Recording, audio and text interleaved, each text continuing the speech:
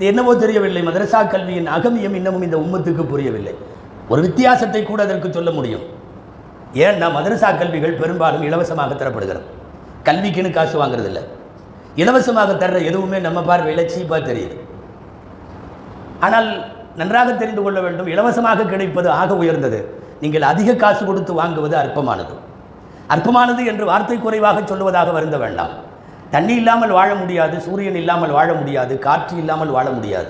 ரப்புல் ஆலமீன் அதையெல்லாம் இலவசமாக தந்திருக்கிறார். கார் இல்லாமல் வாழ முடியும், ஆனால் காசு அதிகம்.